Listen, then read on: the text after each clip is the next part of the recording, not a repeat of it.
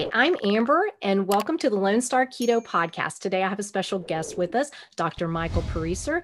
He is a psychotherapist and an author, and he deals with stress and all that good stuff dealing with that. So I asked him on here because I'm seeing so many people who are dealing with stress and it's affecting their health. So he is going to kind of help us out. So welcome, Dr. Michael Pariser. Thank you, Amber, so much for having me. It's good to be here. Absolutely. Okay. So give us a little bit of background on you. I want to hear about how did you decide to become a psychotherapist?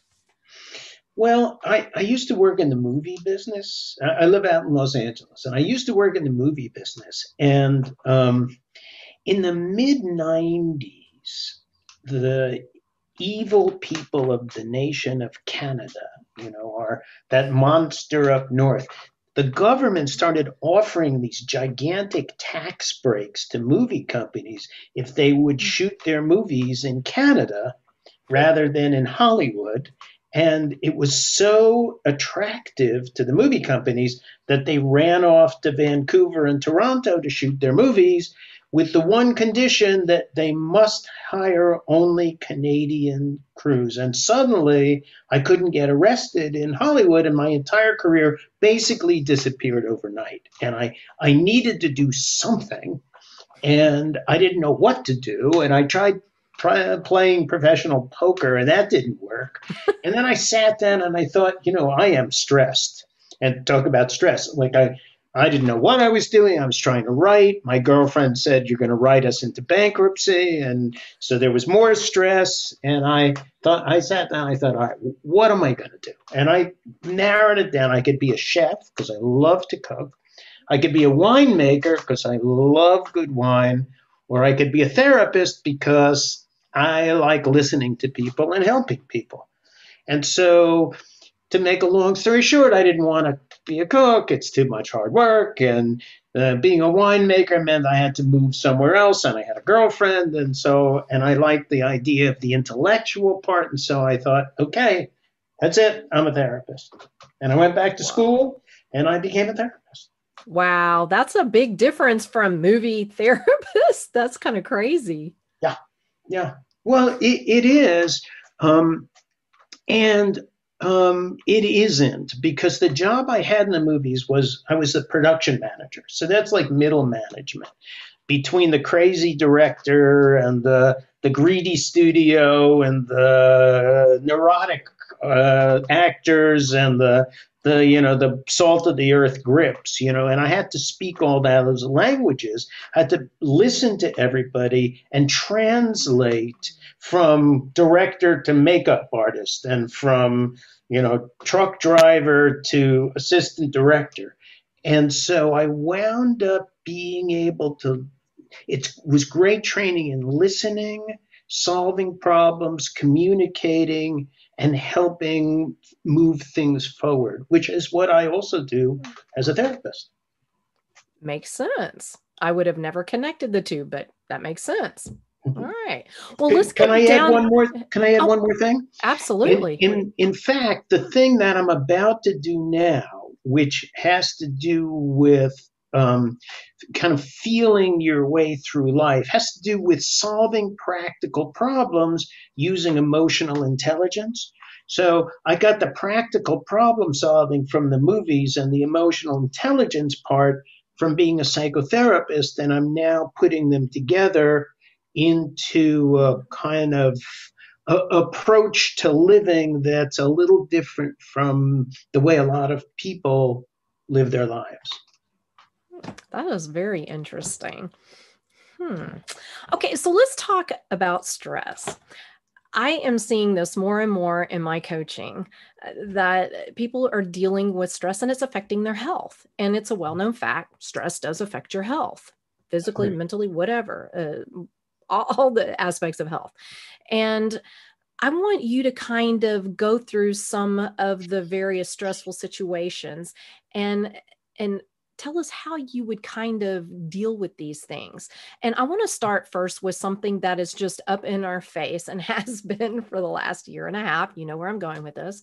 But our situation with the pandemic, the lockdowns, for me, I had issues with masks because I just find it incredibly disturbing when I can't see people's face. I love to read people. I like to see smiles, and it really, really depresses me. And I found that even though we weren't, quote, locked down for more than a couple of weeks, really, I didn't want to go out because it stressed me because it was uncomfortable. It was weird. It was not normal. It was not something I like seeing. It was like I was in a sci-fi movie. So it caused me stress and I wanted to stay home.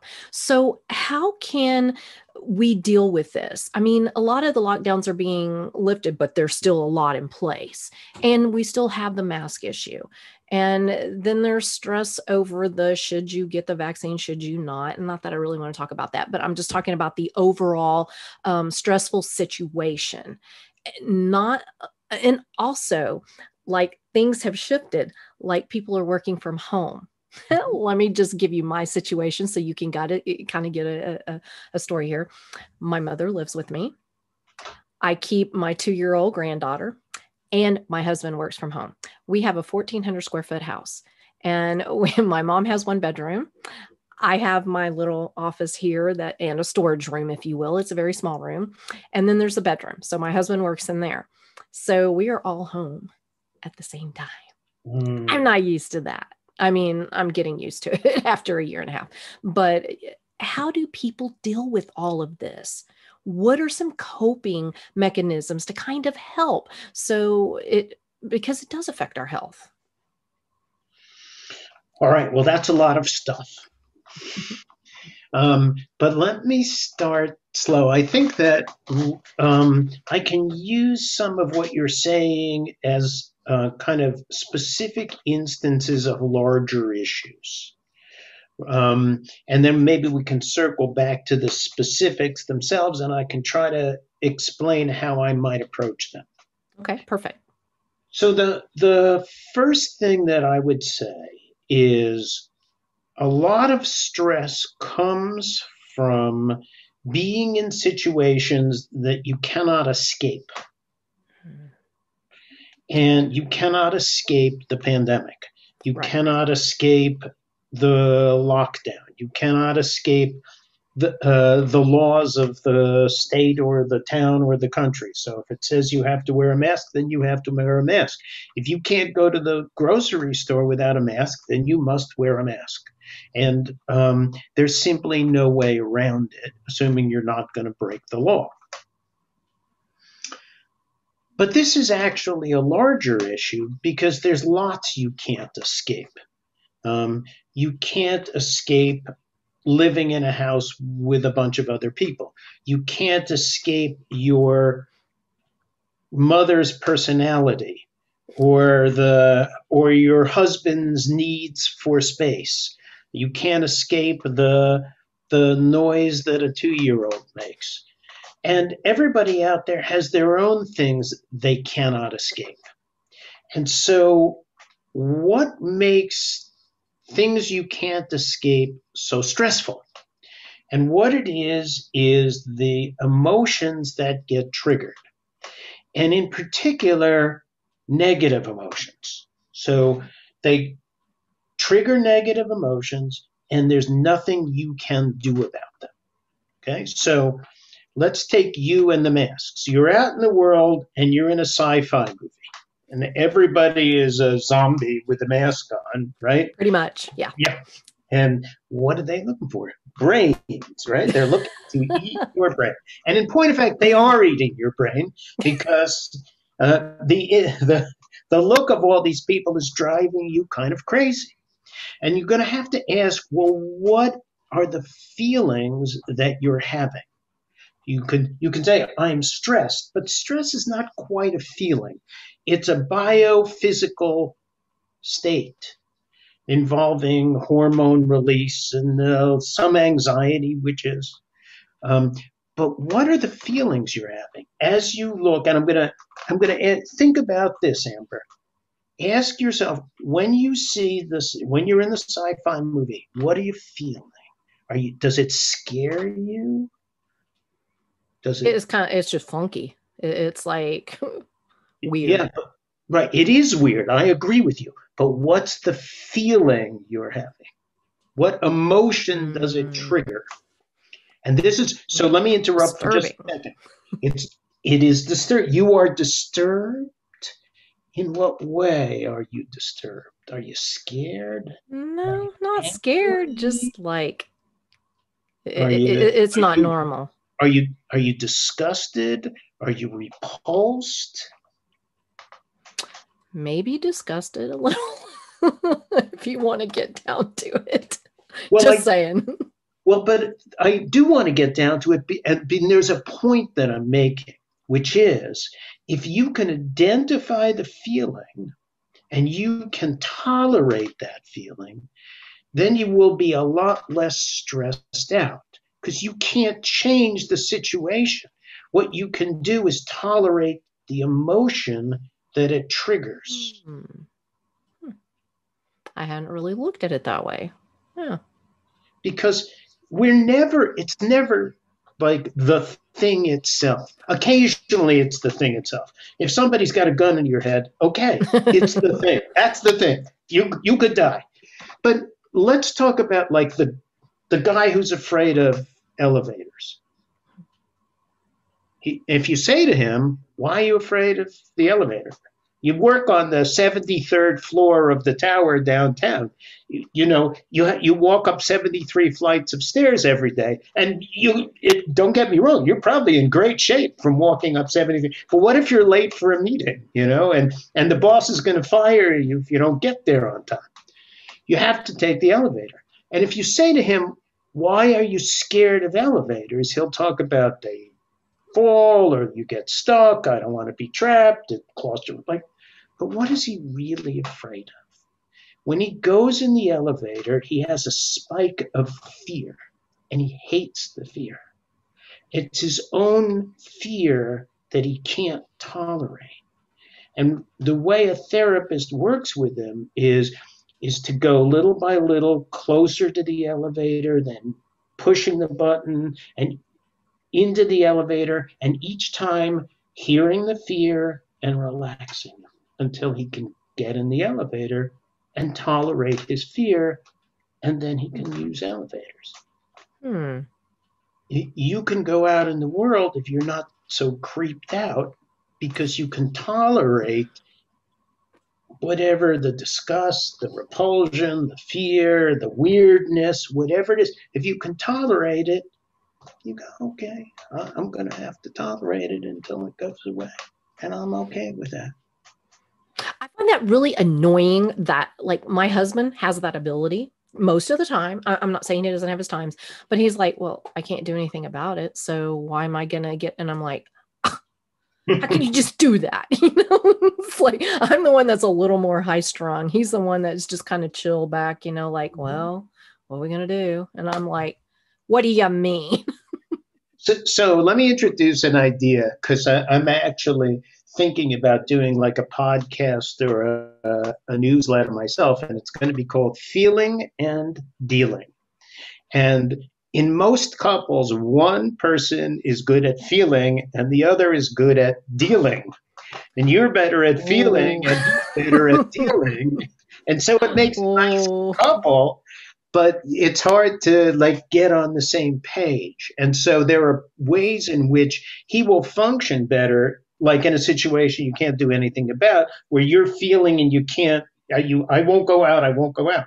Whereas there are other times you'll do better because you can connect to the emotions of the situation and he will be like clueless. good point. Okay, so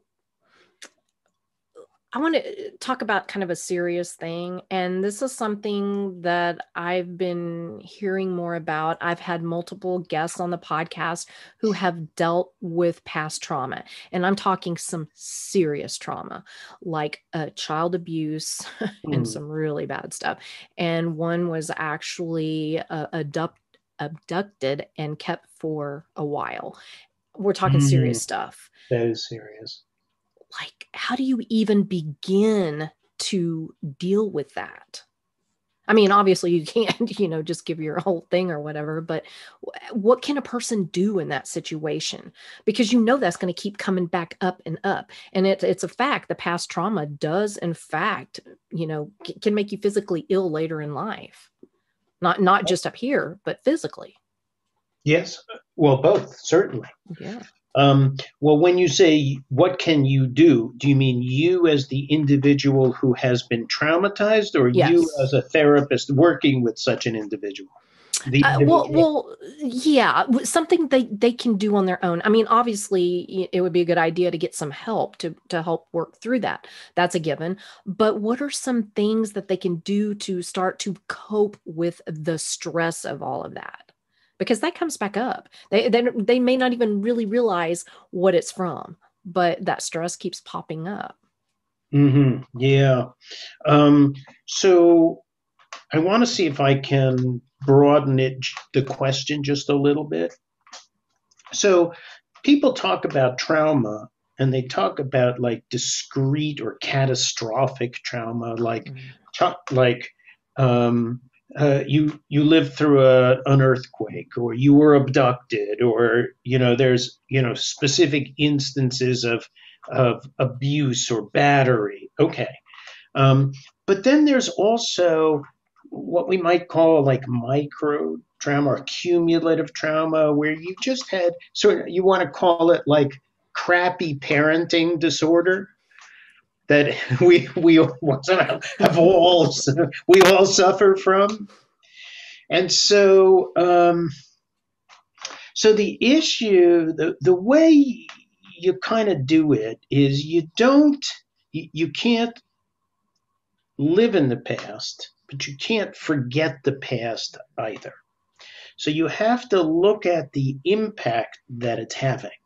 And if it's having such a tremendously disturbing impact on your life at present, you do need to get professional help. And what a professional will help you to do is kind of deal with it's the emotions. You're trapped in a situation, just like going out and there's all the monsters in the masks. You live in that world. You live in a world of monsters, or you live in a world of searing pain. And when you fall into that black hole and you can't get out, all you're doing is re-traumatizing yourself. So it's making it worse. What a therapist will do is when you fall into that hole, they'll help you. And so the re-experiencing in a different context with a trusted other who's helping to reduce the stress is going to change the nature of the reliving. Does that make sense? Yeah, yeah. So let's say I went to war and, I have, PTSD from fighting in Afghanistan. Okay. And I'm like, I go to the therapist, and when, every time I hear a loud noise, I want to dive under the desk. But the therapist can help. And so little by little, the loud noises, I want to dive under the desk, but I don't dive under the desk. I've got it calm enough where I can remind myself it's a loud noise. It's not the Taliban firing at me. It is little by little something that becomes an accepted part of me. You can't make the past go away. What you can do is learn to live with it in a different kind of a way. That makes sense. Okay, and this is something that a really confused expression on her face. No, that part was good. I get really kind of aggravated when I hear somebody say, just get over it. Me too. Because they don't, think of whatever you consider to be a trauma to be a trauma. And I see this all the time. And I always point out, you know what, you may not even recognize it as a trauma, or you may reject it because you've been rejected about it before. And so it could be something that most people think is really minor, but it wasn't minor to you. So how do you And deal with that when somebody says, get over it? Or it's been a year since, such and such died. I think it's time you need to move on. I mean, does anybody have the right to put a limit on that? No, of course not. That's the answer. No. And No. that's the same answer I give to people who say get over it. I say no. I actually say a little more. I say, you know what? I hear that you want me to get over it, and I think you're my friend, and I know you love me, and I think you want the best for me, and you think it would be best if I could but right now I can't. If I could, I would. I'm not choosing to stay in it because it's so much fun. It's painful, but I can't get out of it right now. And so if that's hard for you to be with me when I'm in this state, that's okay. When I get out of it, I'll give you a call. Mm. In the meantime, I'm going to have to work through this at my own pace.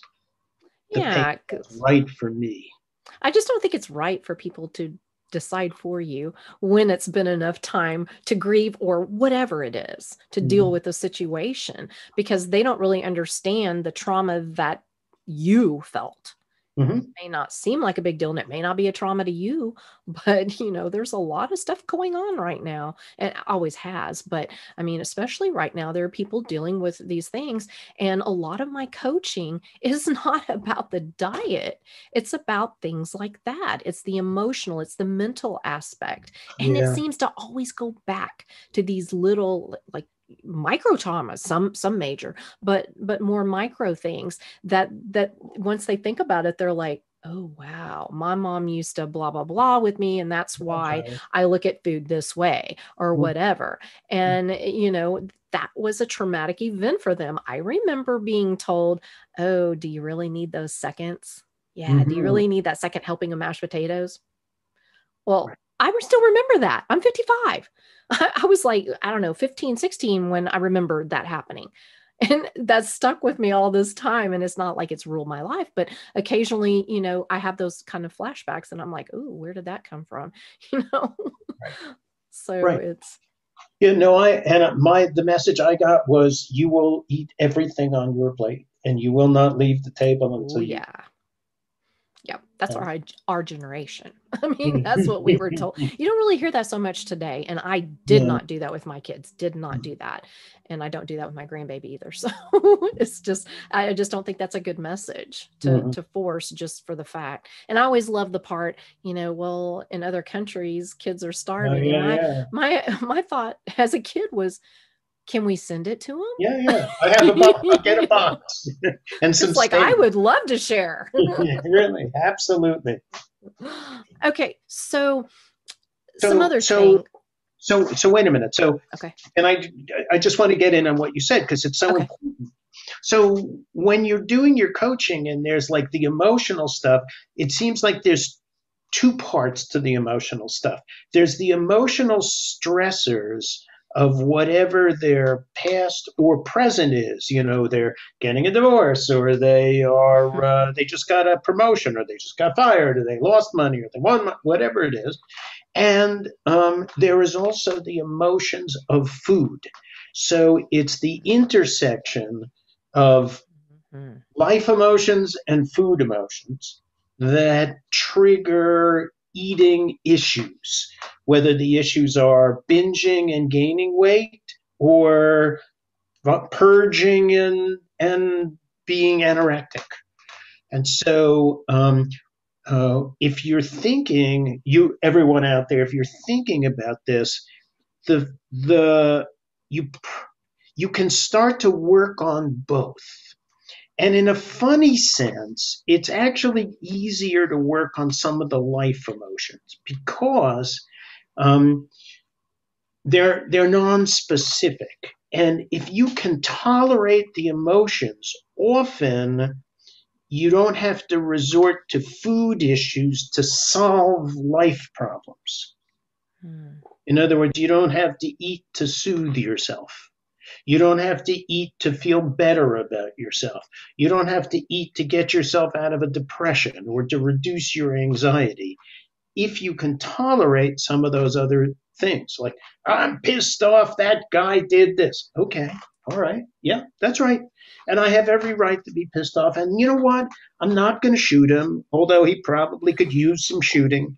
But I'm going to tolerate the anger, and I'm going to keep out of this guy's life. And I don't have to go and have a giant plate of barbecue to make myself feel better. Yeah, that makes sense. Do you ever deal with people who like want help with like cravings? Like they don't know. I mean, some of it is physiological, addiction. But how do you deal with those kind of people, or have you ever? Oh, well, yeah, people, but because this is a food podcast, I think you're talking specifically about food cravings. Yes. But people crave all kinds of things.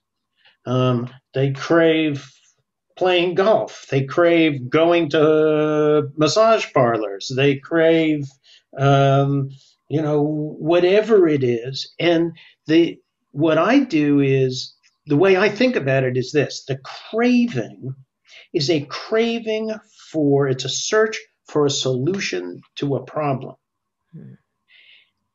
The solution has its own problems. In other words, they crave alcohol. I got to get a drink, right? I got to get drunk, or I got to get stoned, right? I'm craving cannabis, right? Why? And the answer is because there's something that triggered the craving. So I tend to work backwards. You're craving this thing. What happened? And when did it start to happen? When did the craving show up? Oh, it showed up a half an hour ago. What happened a half an hour ago? Oh, you got off the phone with your ex-husband. I see. And now you're craving Haagen-Dazs. Okay, so what did you feel when you were on you felt hurt and angry and lonely and sad. Ah, okay. And now the thought of something sweet and creamy to replace the acid, the bile you feel as a result of talking to your ex-husband now starts to make sense. So now what do? You have to tolerate the feelings that you had in the phone call with your ex-husband, because if you can't tolerate them, all you can do is go for the craving. So you have to tolerate them and say, okay, that's part of talking to my ex-husband. And now, if I can tolerate them, I don't have to impulsively rush for the ice cream. Yes, I am aware I have a craving and I can tolerate that too, but now I'm calm enough where I could take a walk, or I can call a friend, or talk to my mother or my husband, my boyfriend, or I can take the dogs for a walk. And but the first step is tolerating feelings. Tolerating. That's a tough one.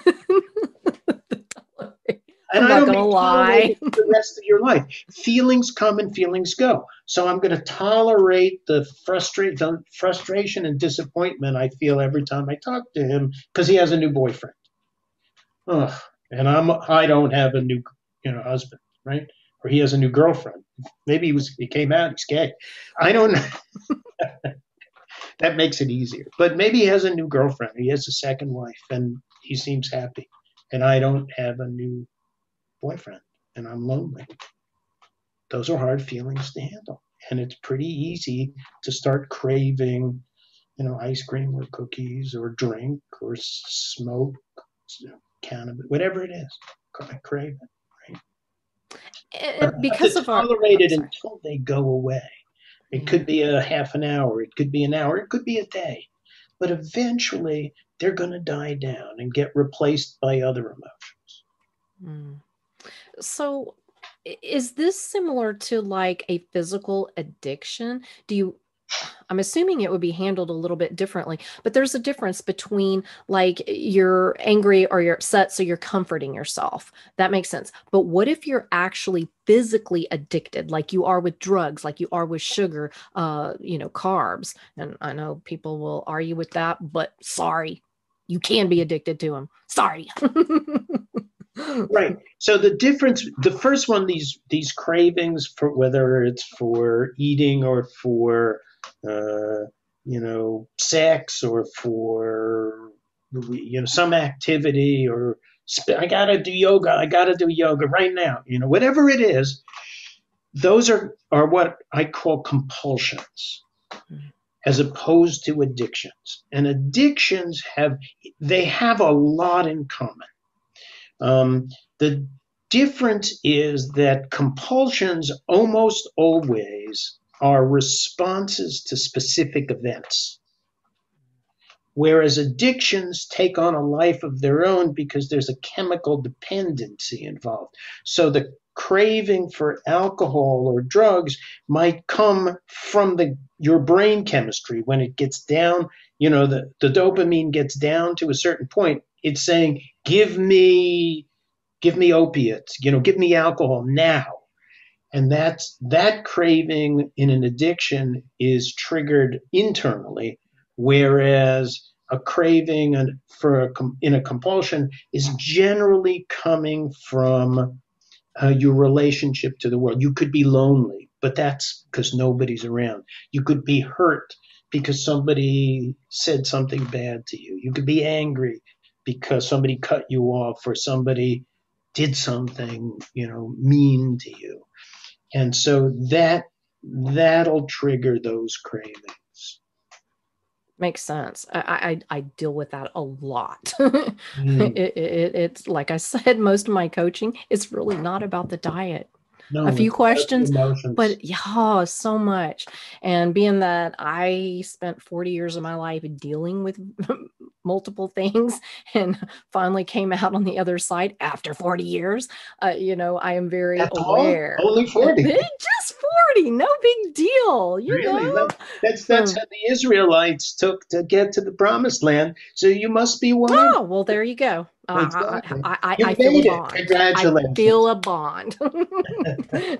Yeah, but it is difficult. The other thing too that I see a lot of is being overwhelmed, like not being able to say no, not setting limits, or if you do set limits, you feel guilty. How do you deal with that? How do you set limits where you don't feel like a butthead?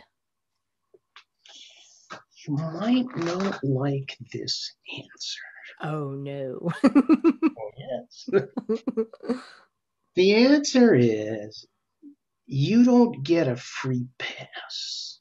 Nobody gets a free pass. If you want to set limits, at least in the beginning of your limit setting, if you're not a good limit setter, you will feel like a butthead.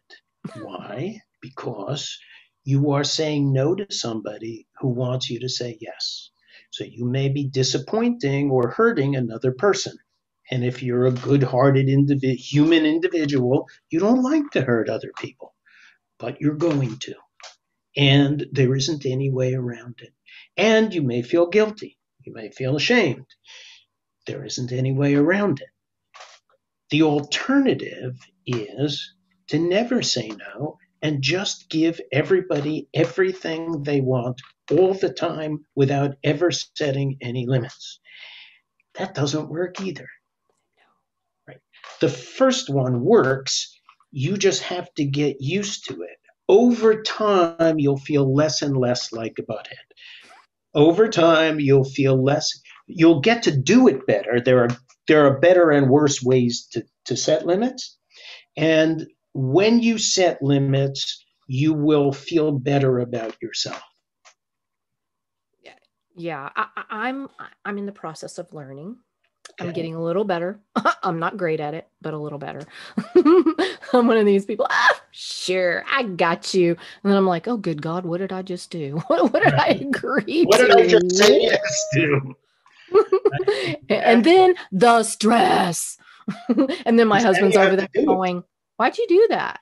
You know, you don't have time for that. And I'm like, really? If I knew, you think I'd be doing it? Yeah, I think yeah, he's right. You did know, and yet you didn't feel the emotions. If you intellectually, if I asked you or he asked you intellectually, do you have time to do this? You would go, of course not. No. Right. So you do know, Mhm. but it's not the intellectual awareness. It's the emotions that you miss. So let's go back to the idea of feeling your way through life and tolerating the Yeah. feelings. Yes, let's The do. first thing you got to do is tolerate. You have to feel the feeling. So let's let's do it really slowly. Amber, how I could really use some help. My garage is such a mess. I've been storing stuff there for the last 30 years, and you're so good at organization. Can you come over this Sunday and help me clean out my garage? May take, actually, Sunday.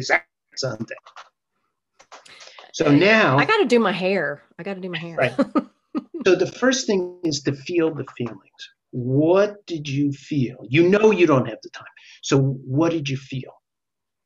I would think in a situation like that, because it's going to take a lot of time, I would feel overwhelmed. Like I would immediately just feel like a tightening in my chest going, oh, good God, how can I get out of this? Right, Yikes. right. And but you might not be, if you can't think of anything fast enough, you might agree to help me. I'm a horrible liar. Right. So the very first thing that I recommend to people that they do in this situation is take time. Buy yourself time. Here's the most useful phrase. Let me think about that. I'll get back to you. Hmm. I haven't said no. I don't feel guilty. I'm now going to go talk to my husband and say, "Do I have time?" Wait a minute. Okay. No, stop. No. In a word, no. um, and but you're also now. I'm going to also, if I'm Amber, try to sort out the feelings. So, on the one hand, I am kind of terrified that I'm going to agree to something that I just don't have time to do. But I'm also terrified that I'm going to make an enemy out of my friend. Yeah, I think that's fair. Yeah. And so now that I understand that, and I'm also terrified that I'll get into a confrontation with my friend. I'm terrified I'll lose the friendship. I'm terrified that I won't be able to say it in a nice way. I've got a lot of fears. But once I've sorted them all out and I think about it, then I can make a decision. The answer is going to be no. Now, how do I say it in a way that, right? Or there might be a compromise, like, something, I can't, I can give this person 2 hours on Saturday afternoon. And I'm willing to do that. So then there's a way to say it. And actually, in my book, which is for men and it has to do with a whole other issue, but there's a chapter on assertiveness. And this whole category is called assertiveness, right? Setting boundaries, saying no, drawing the line, right? And there's a kind of a formula that you can use. And it's actually a pretty simple formula. And if you kind of get it into your mind, um, you'll be able to use it. And so, you want me to take you through it? Yeah. I think Okay. it would be very beneficial. Okay. So most people do it in 3 steps. I've expanded it to 6 just because there are some kind of very specific things that you can use. So step 1 is empathy. So I say to my friend, now I'm Amber and you're, Fred, who needs his garage cleaned out. I say, Fred, listen, I'm aware that you have a real problem with your garage. And I'm aware that you see me as the master of organization. And I appreciate, the compliment. That's the empathy part. I haven't done anything yet except, say what's in Fred's mind, right? Two. But when you asked me to spend the entire weekend cleaning out your garage, that's the fact. Three, I felt terrified, that's the emotion. Four, because I believe that it's a project that will eat up such enormous amounts of time, I won't be able to do what I need to do. So five, I would like to beg off on this occasion. I'm aware that you want me to, but I'm afraid the answer is going to have to be no, because I have other things that I want to do. Yeah, that's very helpful, actually. Now, there's a sixth step, and the sixth step is the killer. You ready for this one? Oh, I'm not sure. The sixth step is called consequences, because a boundary is not defined by words. If I say no and you do it anyway, then what? A boundary is defined by consequences. So you must have in the back of your head what's going to happen if your boundary is crossed. So I ask a girl out on a date, and she says yes, and then she cancels at the last minute. Assuming I really like her, I'll give her a second. Maybe she says, I'll give you a second, whatever. I'm going to say, okay, look, but you can't cancel at the last minute. If you do that again, I won't go out with you at all anymore. That's the consequence. I like that. So you may have somebody in your life, and your listeners may have somebody in their lives who always wants, I want another. She's always doing this. So at a certain point, you have to say, if you do this again, here's what's going to happen. And this is the part B of the consequences. You must do it. If you say to the child, if you take one more scoop of ice cream before eating your spinach, you will never see ice cream again. Follow through. You must follow through. Mm-hmm. Yep. That's very helpful, actually. Okay. You've kind of answered this, but I want to get a little deeper into it, because if you, let's say the situation, and somebody calls you selfish because you're looking out for your own well-being, and we're seeing a lot of that right now, if you know what I mean. How do you deal with people who just want to make you feel like you're this horrible, selfish person because you're trying to take care of yourself? And that goes also with diet. Like if you go to grandma's house and you're like, "Ooh, I'm so sorry, I can't eat that cake, but I made it for you." It's kind of selfish for you to put your needs above all the work I did for you. Okay. So this is a great question. And there's two parts. There's they call me selfish, and the other is I feel like a horrible, selfish person. Okay, those are actually separate. Okay. I'm at the point in my life, you call me selfish if you want. It's okay. Because, why? Because I am selfish. That's why. And so are you. And so is everybody on the planet. The problem is not that we are being called selfish. The problem is we think we're not selfish. Of course we're selfish. And we are, and when they say you're putting your needs in form, yes, that's right, I am. You're absolutely right. I am putting my needs in form. Because guess what? This is my life, and I'm living my life for me, not for you. The day I'm going to live my life for you, I'll call you up, I'll text you, okay? I'll let you know from now on I'm living my life for you. Until that point, I'm living my life for me, and you're living your life for you. And that's the answer. And I feel that. And now we go back to the setting limits. And Grandma, I love you. I know you love me, and I know you made this cake just for me. And frankly, it looks delicious. But I'm not going to eat any because I'm on a diet right now. Well, you're always on a diet. Yes, that's right. And I'd like to stay on this one. And so the answer is just going to have to be no. Well, you're so selfish. You can think that. And in this particular case, I am putting my needs in front of your needs. And I sort of feel bad, but on the other hand, that's what I'm doing what I need to do for me.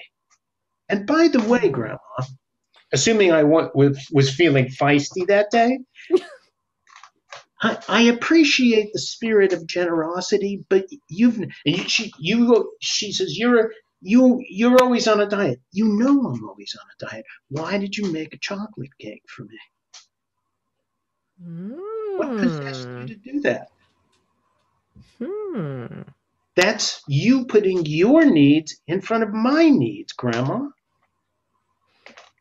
Ooh, the tables have turned. That's actually extremely empowering. Yeah, no kidding. It's almost like giving yourself permission. It's okay to have your needs and protect those needs. And we have this issue in the diet world because we don't fit in with mainstream the beliefs. They're traditional guidelines, which have not done well for the population, but whatever, that's beside the point. But we get a lot of flack for that. And we're made to feel like, you're some kind of weirdo, that it's not okay for you to be different. They can't make you feel the way you don't feel for yourself. So when you say they make you feel like a weirdo, no, they accuse you of being a weirdo, and you're accepting the attribution. If you don't believe it and you don't accept it, then you just say, no, I'm not a weirdo. I'm me, and this is the way I want to live my life. You can say anything you want about me. Now, having said that, there's another part to this, which is, well, I'm weird in your eyes. That's okay. Look, I'm a human being. You're a human being. All human beings are, guess what? Human beings. And human beings have all kinds of stuff going on. And some of it's good, some of it's not so good. You seem like a lovely person, and I get that you want to be seen as good. I gave that up. It makes my life so much easier. Somebody says, you're an asshole. Yeah, I probably did an asshole thing. My girlfriend gets angry at me, and she said, you did that. I said, yeah, I did that. I did that. Well, that was a terrible thing. Well, yes, that's probably right. Well, what did you do that for? Well, I guess I kind of was thinking this at the time, and it's probably not something I'm really proud of, to tell the truth. But it's easier because now in my life, because I can say I'm selfish, but I'm also selfless and generous. I'm kind, but I'm cruel. I'm happy, but I'm sad. I'm elated, but I'm depressed. I'm also spiteful, hateful, angry. I'm also sweet and loving and friendly. I'm everything. There is nothing I am not, because I'm human, and nothing that is human escapes me. I am everything that is human. And so are you, and so is every other human being. So when they say you are this, yeah, well, that's probably true. I guess that's true. In this particular instance, I was that. Yeah. I was spiteful and mean and petty, and I'm not proud of that, and I acted badly, and I apologize. Or, I did this for me, and I know you don't like it, but I'm sorry. That's what I needed to do, and I'm not sorry I did it. That is so empowering. I love that so much because it just kind of, I really can't wait till somebody says that to my face, that I'm selfish. I'm just going to go, Yeah, right. In this what are particular, they going to do? right. What are you going to do? Like, call me selfish. Go ahead. Call me selfish. You're kind of selfish. Yeah. You know something? I agree with you. This is kind of fun. It is, isn't it? When we stop trying to be angels and we don't go to, oh, now I'm a horrible devil who deserves to have his head cut off, and we go to being human, life gets a lot easier. I like it. I'm really good with that in the diet world because I am so far beyond that. I do not care. I do not care. You can call me a murderer because all I eat is meat. Mm-hmm. I don't care. Vegans attack me often. I don't care. It's like I can't even deal with you because no. And I know I'm not a murderer, those kind of things. Or well, you're supposed to eat vegetables. Says who? Says who? Show me. I don't care anymore. It doesn't bother me. But a lot of people in our community, it does. And I think a lot of it stems from they don't have the confidence yet, and that they're a little bit unsure. Because we've been so indoctrinated to believe a certain thing that it's really hard to come to terms with something that is completely the opposite of what you've been told your whole entire life. So I get that. And I struggled with that too in the beginning until I got my confidence. I did my research. I had my experiences, and then I'm like, I don't even care anymore. Now I have to take that and move it into other aspects of my life. Yes, I was going to say that. If you could take that and move it into life in general, that's what I've done. And it just, you call me anything, And it also enables us to be able to do something like own our badness, own that we stepped on somebody's toes. And actually then try to do something useful with it. Let me give you a metaphor. And I know we're kind of getting into time-ish, but imagine you and I are learning to dance, okay?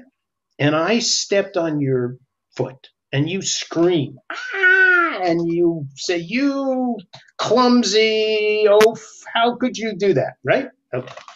So first thing is I'm going to say, oh, gee, I'm really sorry I stepped on your foot. I certainly didn't intend to do it.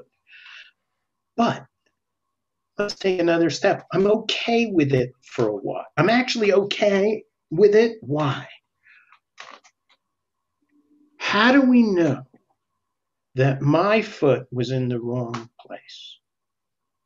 Maybe your foot was in the wrong place. Maybe both of our feet were in the wrong place. We're learning to dance together, right? We're not sure who made what move and why it was wrong and when and why. So we have to go into it. And it's easier to go into it if I own the fact. I don't have to defend myself. I didn't not step on your toe. I stepped on your toe and it hurt. And so I own, yeah, okay. I could have made a mistake. Let's take a look at it. Same thing in life. Call me a murderer. Okay, because I eat animals. All right. So in your eyes, I'm a murderer. That's okay. That's going to have to be okay. I stepped on your toes by, eating beef. All right. Okay, fine. And you know what? I'm going to do it again. So maybe we're not good dance partners. That's a good that I like that. That's good. And you know, it's really funny you use the dance metaphor because I actually my husband and I go dancing every single weekend. Mhm. We took dance lessons when my kids kind of had left the house, so it was kind of the empty Mm. nest syndrome thing, and we needed to find something to connect with and you know have fun or whatever. So we took dance lessons, and it's been a blast. And so we go out every weekend, and we have a great time. But there are occasions where we kind of toes, and sometimes it really hurts, but I'm always like, if it's my fault, I'm like, that was me, even though I'm the one crying over in the corner, it was me. You know. Mhm. So I'll admit it if I know it. Right, right. And that's the same in life. You're going to do screwed up things. You're going to hurt people. You're going to hurt people by mistake, and you're going to hurt people not to hurt them, but because you are making decisions. And hopefully, you don't screw things up too badly. Uh, Oh, well. which is a whole other conversation. Thanks a lot. Thanks a lot. Okay, let me make sure. Um, there was one question I saw somewhere as I was going through your bio and etc. What do you mean by emotional intelligence? Did you Oh, already hit on that and just not call it that? no, no, it's a big question, and Oh, okay. just no. Just for those who are unfamiliar with emotional intelligence, what that means, it's a concept developed in the 1990s, particularly associated with a man named Daniel Goleman, Goleman, and it it's the idea that your cognitive intelligence, your IQ, um, is normally what we think of when we think of intelligence. And it's important in problem solving and decision making and so on. But there's plenty of people with high IQs who don't function well in life. And the reason they don't function well in life is because they have a low EQ, an emotional quotient. Hmm. And so they're emotional. They're like, and I was one of those people for many years. I have a very high IQ, but I had a very low EQ. I was like emotionally stupid. I was in the emotional dumb row, let me tell you. And so it has to do with a number of factors, primarily emotional self-awareness, empathy, which is knowing how I feel, how you feel. Empathy, which is knowing how another person is feeling. Emotion management, in other words, I don't let emotions drive me into impulsive action or I'm screaming and all, right? And then finally, using emotions in social situations. Those are the four big areas, although some people divide it into five and six and whatever. But so emotional intelligence is really being able to know how you feel, know how somebody else feels, and you get your emotions in a usable range, and then use those feelings to make good decisions and solve problems and interact with people in the world. So All right. it's a huge field. Like a lot of Yeah. corporations are bringing in emotional intelligence experts to work with their leaders and managers to get them to be able to relate better to the employees, improve productivity, and so on and so on. It became a big thing about 20 years ago. Hmm. Very interesting. Okay. Okay, one question before I want to talk a little bit about your book because I'm just interested in the whole thing about it. Um, for somebody who may be dealing with some things that's causing some issues, what are some signs that should alert somebody that maybe they need to get some professional help? Like Hmm. maybe it's beyond being able to handle yourself. Is there any kind of things you can look for? Yeah. One is There's a couple of things. One is, do you have the same problems or the same kinds of problems over and over again? It's one thing if, yeah, oh, I have this problem here, or I have that problem here. But if you have the same pattern that you can't break, then you need some help. Two, you live in a state of distress, so that whatever's going on, you're always feeling miserable, or you're sinking into a depression and you have to fight your way out, or you just don't want to leave the house, or you're just kind of in emotional pain. Three, your life doesn't work. You make poor financial decisions. You lose jobs. You don't have any friends. They kicked you off the bowling team, and they won't let you in the softball game. And four, you cause other people distress. So nobody wants to be around you because they say you're just like too much to deal with. Or they don't say it, they just vote with their feet. And so nobody really wants to be around you very much. Time to get help. Okay. Can you kind of help relate it to a situation where, like somebody says, I cannot stick with a diet because I do really well for a week, and then I just go off the rails and I can't control myself, and it's just, and I'm so depressed, and I hate myself, and all these thoughts. What does that look like based on what you just said? Like, when is that such a problem that you need help? Well, that one is more subjective. In other words, do you keep gaining and losing like most people who go on diets? Mm-hmm. That would be useful.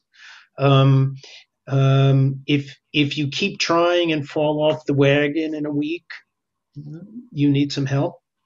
And if the emotions are so extreme that that you're in pain, like the way you were describing it, mm-hmm. Getting help with your feelings is a problem, is a solution. So if I could think about somebody who goes on this diet, they have some emotions when they start the diet, right? What are the emotions when you start a diet? Excitement, enthusiasm. This time I'm really going to take off the weight and I'm going to keep it off, right? Okay. Now, it's a kind of a black and white thinking, but food is not black and white. Unlike alcohol and drugs, as you know, you can't give up food. So you have to eat. Mm-hmm. And you have years of eating patterns that you have a hard time changing. You can't just go from eating chocolate cake every night to eating 2 carrot sticks and a piece of celery. It just doesn't work. It doesn't even work to go to 2 carrot sticks and a hamburger. You're still in some other.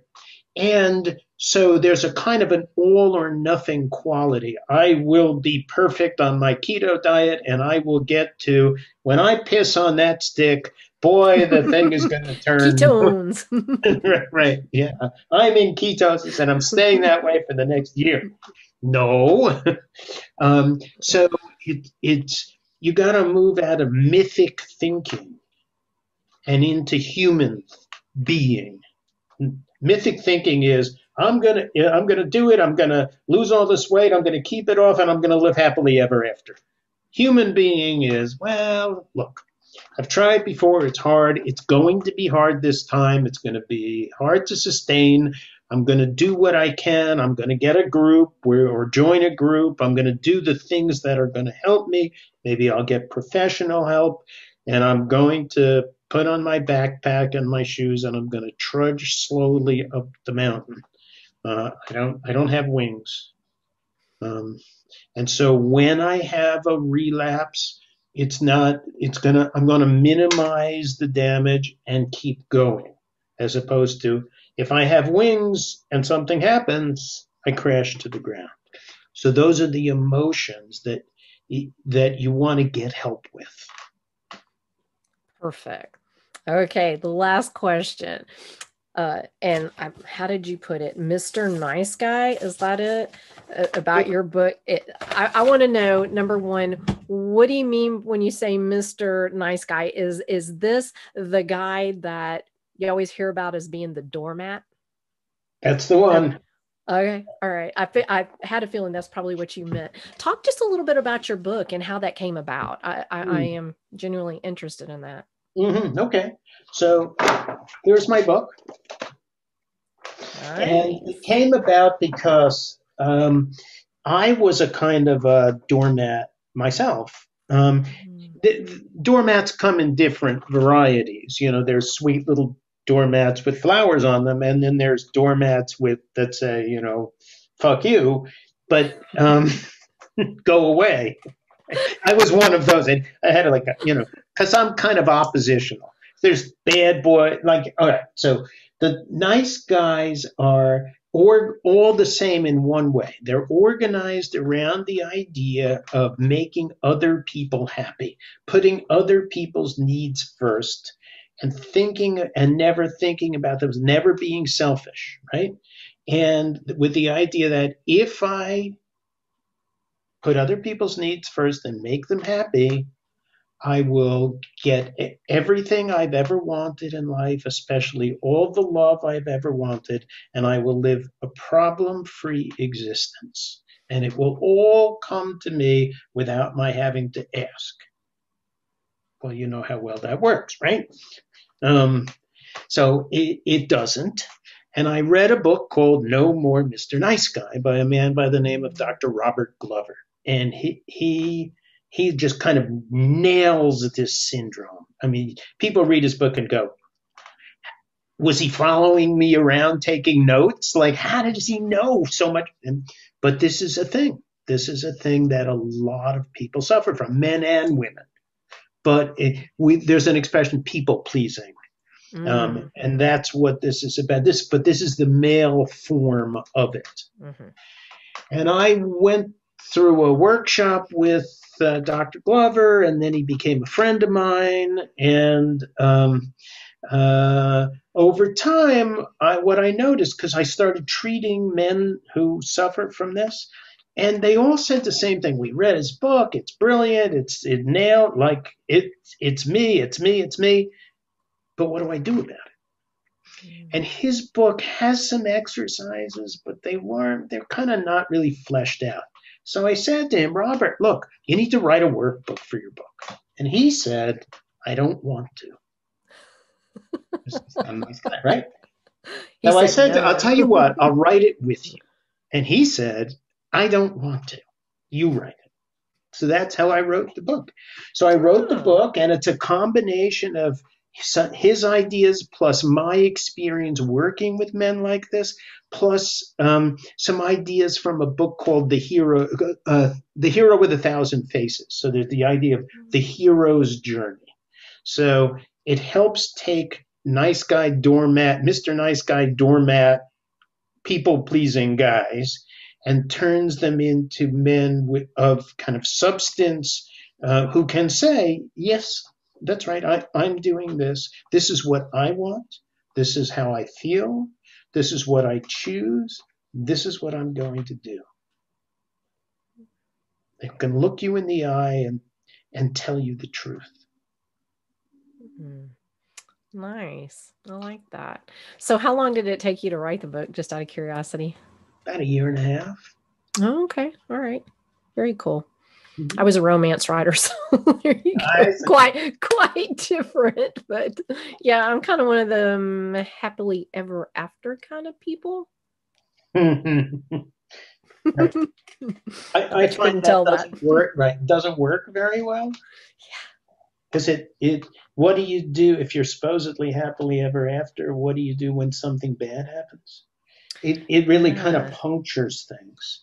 So I'm the idea that I'm a flawed and limited person living in an irreducibly complex world. And everything that can happen will happen. Good days, good things, bad things, disappointments, excitements, love, hate, anger, everything's going to happen. And so if I feel that, then even though I might be taken aback or, kind of knocked on my ear by a particular thing, it's not like my whole world collapses, because I'm not expecting my world to be one color, black or white. I'm not even expecting it to be shades of gray. I'm expecting it to be technicolor. And it is. I like that. I like that better than shades of gray. That's way better. Well, Michael, it has been a pleasure, and thank you so much for coming on. I think a lot of your advice is very, very helpful, and I think my followers will get a lot out of it. So I appreciate it. Amber, thank you for inviting me. I've had a great time talking to you. It was a blast. You're a hoot. I'm going to be laughing.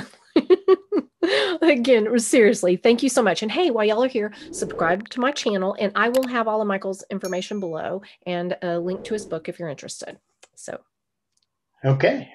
Thank you. Thank you. Bye, Michael.